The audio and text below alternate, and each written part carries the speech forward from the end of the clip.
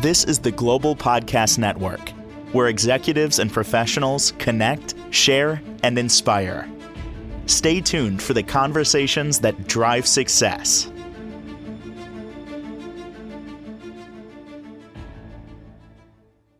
And welcome back, everybody. I don't have to tell you that we're in some interesting times right now. Lots going on around us, and many of us feel a little uncertainty. Maybe not even sure this is the direction we should be going in. Maybe we've lost a little steam in our goals, whether they're professional or personal. Maybe we lost the passion for doing things that used to work. We're going to talk about that, fighting your passion, recharting your direction as we enter a brand new season, i.e., fall. She is somebody that for over a decade has guided thousands through the uncertainty of midlife transition, from career changes to personal changes, and she gets results. She holds you accountable. She gives you, insight that you may not have seen before.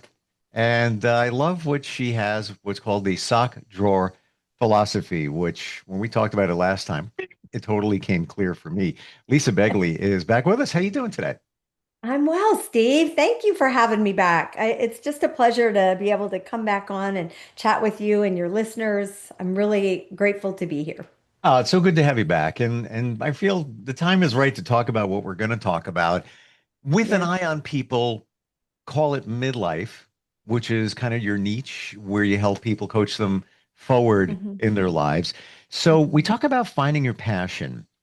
And before we even go there, I want I want to find out your thoughts on the difference between finding your passion and your purpose. It's often been Mhm. stated that, we have a purpose and that kind of moves us forward or brings us joy.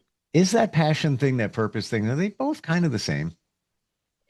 I don't believe they are. Passion won't carry you. Purpose and clarity will. And Hmm. until you figure that out, right, when the world feels shaky or you feel shaky, your personal world you feel like is falling around you, it's not about chasing your passion at that point, right? But it's about asking what can I let go of that's weighing me down? What can Hmm. I release to be able to move forward? And I think, so many times I think passion, it might get a bad rap. For me right now, it's about I I feel so pressured sometimes, and I hope this resonates with your listeners. I feel so pressured to find my passion, find my passion. And it feels like, what's wrong with me? It almost makes me second guess. Like, I don't have passion. What am I passionate about? I'm not sure. And we kind of talked about this earlier, like it changes as we go through life. It doesn't always stay the same. And so that's always hard. I think in the season of life you're in, whatever that may be, it's hard to put your finger on it. Hmm. So that was a Yeah, you know what? If you feel like you're lacking passion, it almost feels like you're damaged. Like you're doing something wrong, but you're not. 100%. Yeah. You're How, not. how do you look at that? What used to motivate you maybe Mhm. doesn't do it for you anymore. And do we Mhm. always have to have a passion, or do we always have to have passion for what we do? I don't believe we do. I think there's nothing wrong with somebody who doesn't have passion about one thing or certain things. I also believe that if you dug deep enough, because passion is a relative word. Passion to somebody might be one thing, passion to somebody else might be something else. I love dachshunds. I love them, right? I've had over 20 years, I've had four different dachshunds, bless them. They don't, they're not here forever. But I love them. I love doxies. I'm a doxy person, blah, blah, blah. That doesn't mean that's necessarily my passion. I just love them. Mm. But am I passionate about dachshunds? Not necessarily. So I think being able to get clear on one, if you're really passionate about something or if you have a purpose. And once you figure out the purpose, like you asked earlier, and you get clear on your purpose, then you can dial in the passion. So let's look at the purpose. What do you believe it is? Even before I say anything more, what is it? What is it? Purpose. Your purpose is what makes you feel content. When you're doing something that makes you feel good, that makes you feel like you're moving forward and you're creating space, either for yourself, your family, your significant other, your team, your whatever it is, I think that's when you're able to find your purpose and stay on that path. Do I you, don't know. I mean, I don't know about you, but I don't always know what that is. well, do you feel that we all have certain talents that we were given? And when we find what those talents are, that is essentially our purpose. We have something to give to others. Doesn't mean you give it to them for free. You can monetize that, you know. Yeah, It's yeah, sure. but it's that specialty that you've got, but you might not even know what it is, and it doesn't even have to be connected to your work. You could just do your job, and that's all good. And your purpose may be a charity, raising funds for them, and it just makes you feel amazing. You get joy out of it. You know you're helping others. You don't Mhm. somehow you're wired to generate funds for a charity. You don't know how you do it, but it just happens. It comes easy and everything is fantastic and you feel great. Is that essentially what a purpose is? Yes, I would agree. And I remember a conversation we had, Steve, I think a couple of times ago when we chatted, and you had mentioned how you felt like you weren't doing what you were meant to do in the podcasting, arena until somebody, and I can't put my finger on what exactly it was they said to you, but you then realized they said, "Hey, Steve, you like to do this, you like to do that, you like to do this." And then you realized you made the connection that that was actually what you've been doing all along. Like we had talked about pivoting a career, I think it was. Yeah. And you were like, "No, I'm already doing that. It's your gift. It's what you're great at." And is it necessarily your passion? I don't know. I think we talked about technology being your passion. Well, the Um, part of you it, but yes, know. you're right. It's halfway through my radio career. Um, I pivoted out and I was like, let me find something else. This is good, but there's time to find another job. Let me look around. And I was looking for other things, maybe marketing for a hospital, um, external affairs. That was one position. Just all looking into it because I wanted to give back to the community somehow to give. Mhm. And then that's like, as you said, somebody said to me, "Do you realize you've been doing that all along?" And it didn't even hit me. And I jumped back into radio, and then podcast came after that, and it's the same kind of thing. But I also feel that if it's your purpose, it doesn't feel like work. Just doesn't. You I know? agree. 100%. That is, back to that old saying that says, if you're doing something you love, it's not work. Right.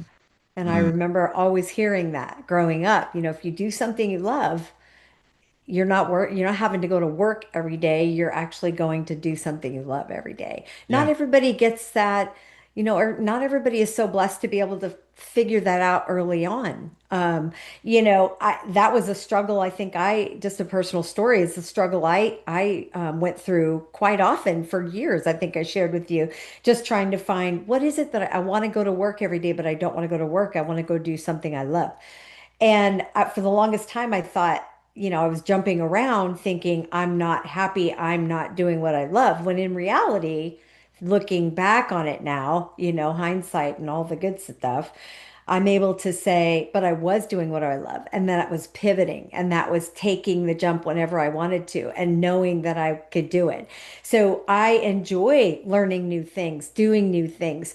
Oh, you want to be a podcaster? Okay, I'm going to read a book. I'm going to take a course. I'm going to learn about it and I'm going to do it. And that's what I've recently discovered is my passion is learning to write, learning to read books that can train me. I love to read, whatever it is. And it's so different for everybody and it can change from time to time. But yeah, I mean, people, I feel like nowadays, honestly, Steve, people are so overloaded right now, Yep. and the fastest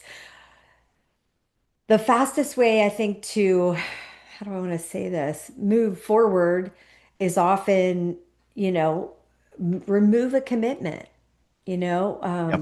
remove something toxic out of your life, remove some negativity out of your life. You've got to like clear space. You know, we talk about the sock drawer, like get rid of those old socks and make some space. It's kind of, just a play on it. But I think that's what's holding people back from being able to find their purpose and discover their passion is that we just feel so overloaded. And those things may be stealing what I call your power. And Yeah. you might not even realize it. Just could be people in your life that they're taken from you. You're allowing it, but you don't see it as it's actually taking part of your energy. It's just you only have so much fuel during the day, and Mm-hmm. now where do you find passion when a lot of the steam's been taken out Mm-hmm. from potentially people and situations in your life? Do you Right. think, if you're in that moment that you should take inventory of the sock drawer, if you will, write it Yeah. down, what do we Dump it got here? out. Yeah, Yeah. yeah, Dump it out and figure it out. I do. I do so much. That's such a good point.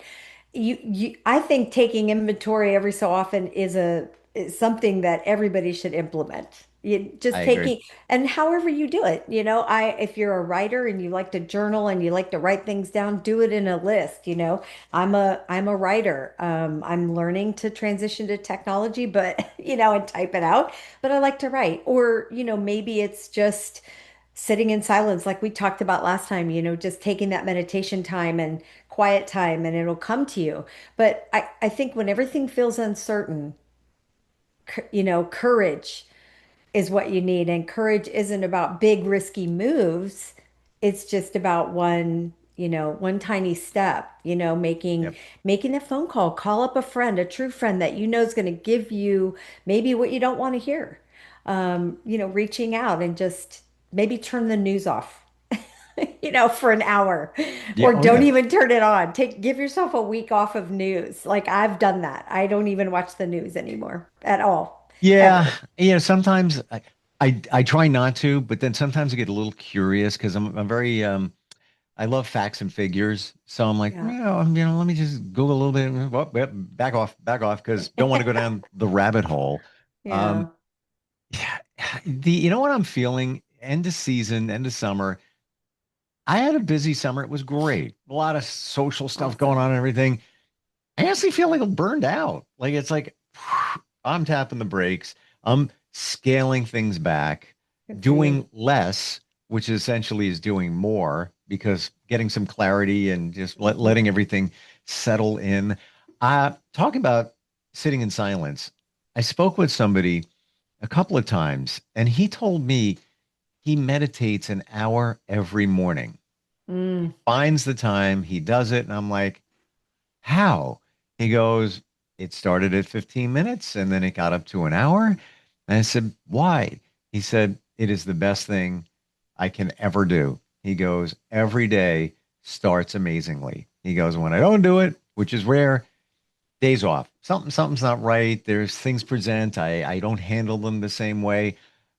I'm somehow going to try it, start with the 15 minutes, but he says that is the game changer. And I love that. he's in the medical field and and is yeah intuitive as well. I love But that. I don't know. What's your thoughts on meditation? Yeah, meditation. I love it. I think I taking a moment of silence and building up to an hour, that's amazing for him. I don't Mm. know that I could do it, but I haven't tried. So I Right. can't take it off the table for sure. But I'll take 5 minutes. For me, it's just 5 minutes in the morning to just sit, swing my feet off the bed and I sit right there 5 minutes before I even get up and let the dogs out. And in that 5 minutes, I just close my eyes and breathe. I love this breathing technique that I've learned recently, and I think it's called square breathing or Box breathing. box. That's it. Yeah. I think we talked about that. Yes, and it's like in for four, hold for four, out for four, hold for four, and that literally, and a big 8 ounce glass of water that kicks your metabolism into gear and now I'm off to the races. And within Mm. 30 minutes I probably get more done after that time, for me personally. And I think it's different for everybody. So that, that guy you talked to is so good for him. Like to build up to that hour, I admire that. I would love to do it. Yeah. But Same. that's a purpose. Yeah. And What I do do you this, think? what you just said, I do the same thing now. I wake up, try to do at least 5 minutes of just being present, then writing a gratitude journal. Many times my dog is right in my face, like I need to go out. And like Yeah. all I do is say, soon, soon, soon, or lay down, we're going. But Yeah. that time is just a kind of magical time where you're Yeah. freshly awake. Maybe you're more aware, kind of plugged in on Yeah. things. Um, Yeah. do you feel when we talk about this thing midlife, and anybody can define that however they want to, Right. um, many people have a realization where maybe things need to change, or like we said, take inventory. You think that's normal when you're in midlife? Absolutely. Oh, absolutely. And I think if you don't think it is, I would find a way to implement it. Anchor yourself in connection, not chaos. And in the messy times, relationships, micro traditions, and just being able to be present. I think, especially with the people that you love, people that you're surrounded by, and taking that inventory is the best way to sort of reground yourself. Um, I think that's better than any, I don't know, 2-year, 3-year, 5-year plan that you could Mm. write out for yourself. Because it's in real time. And I'm looking at it this way, where if you're cooking something, you have ingredients. And what are you cooking here the rest of your life? Yeah. What are the ingredients you're putting in there? Yeah. Oh, wait a minute. This ingredient is a person that is, energy suck on my life. They really don't bring a lot. Yes, then They gotta go. we're gonna put that in the, it's not gonna enhance the flavor, but there could be others that are very supportive and Yeah. caring, and it just feels right. All right, that's part of the ingredients. And then Yeah. maybe it could be other things. Need to take more self-care. All right, I'm gonna put that into the mix there of the dish for the rest of my life. But Yeah. I love what you said before, where you're trying to transition to technology, but you write things down. I think that's fantastic. Yeah. Yeah. I mean, I don't know if you can see like this I every week I start a new list. I write gratitude. I write it's on my board back here. And every Monday morning that's the first thing I do is I come in and I write a quote, one of my favorite quotes. This, this week I did an idea. It's be brave, be human. And then I do the week. I list my tasks for the week. I have a gratitude section, and then I have a prayer section where I Hmm, list for people to remind me to send up a prayer for them. love that. So, That yeah. that board, it's dark and not light. Yeah, isn't that funny? So I got it when I had my fitness studio, right? And I loved it. And we write like neon, reminders for our clients on it and that kind of thing. And I brought it home when we closed the studio and I was like, do I sell it? Do I Facebook market? Do I hold on to it? Nope, I held on to it. And starting this whole adventure with the sock drawer philosophy, writing my book, one brave step and all the things that it's just been a godsend for me. So I hung it in my office and now I use it Love it. every day. And it's all neon colors, so I like the bright like woo. I might have to pivot myself, because I've got a couple of different ways I keep reminders. One of them, Post-it notes, Yeah, but I love and them. that on that wall, literally on the other side of that wall, is a whiteboard. Mhm. I know it sounds ridiculous, but whatever works for your works. Kind of bored with the whiteboard. Like I don't even see it anymore. Yes. And Yeah. looking in your background, it almost looks like I'm looking at a TV or computer monitor, which we're so used to looking at. It kind of Hmm. looks like that from here. And the Yeah. neon Yeah. colors, Yeah. wow, Yeah. very different. It is Hmm. very different, and I really like it. And back to your question, of like writing things down. For me, it's all about writing, and I could put all that. I could literally put all that in notes, in my calendar, in all the things. I could write myself, set up reminders. By the time I did all that, I would feel more. It would be more cathartic for me to have written it on this board and have it up where I could see it. And I recommend that for families as well. Like, and let everybody have a piece of the action. You know what? But I never thought of it this way either. Where, the vision board. A lot of people talk about it. I got mine right over Mm, there. Those are the things I feel I deserve. I'm trying to bring it to me. Oh, good. let me change that. I'm bringing it to me. You're manifesting it. Love it. Exactly. Awesome. But in a way, that's a vision board in It back of is. you. It is. Never thought of that. Because, Steve, I don't always get to all those tasks, but it's Sure. my vision for the week. I want to get to the tasks. I want to make sure I strike everything out. And it's when I do, I'll put a check mark or whatever. But it helps me kind of keep on task throughout the week and reminds me when I get scattered brained or overwhelmed, it Sure. helps to remind me. So I like it.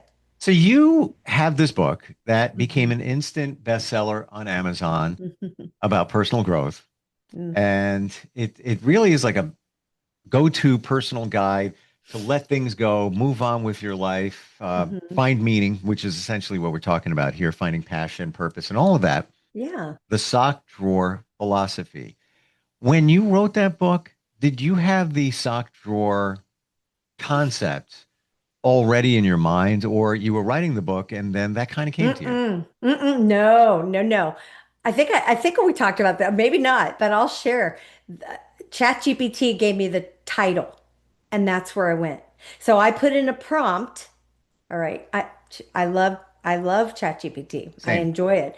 And I put in the prompt when I started thinking about this and what I wanted to talk about, letting go of past traumas, being, all of the things. I put in this and it took me a while because I put a prompt in because I'm not the prompt professional. I'm getting there though. I feel like I could write a book on that. Here's some prompts to use. Put the Hmm. prompt in and then it spit out, 20 things. And then I put it, I'm like, no, that's not. And I just kept doing it, Steve, until something struck me.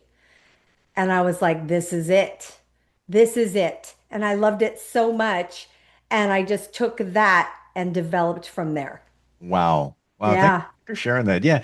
sure. ChatGPT AI did a lot of good there for sure. Yeah, Um, and I never copy. I call it inspiration. Might get a little nugget here and a little nugget there. that's It's not exactly like right. ChatGPT wrote your book. It just kind of gave you a different look at things, which is what you do for other people, essentially. It's Yeah. inspiration. It's Yeah. inspiration. Sometimes when I feel lost, and not sure, okay, what is the direction I'm trying to head in? I want to do this, I want to do that. I kind of want to get to this point, but I don't really have a clear path in mind. Can you give me some suggestions?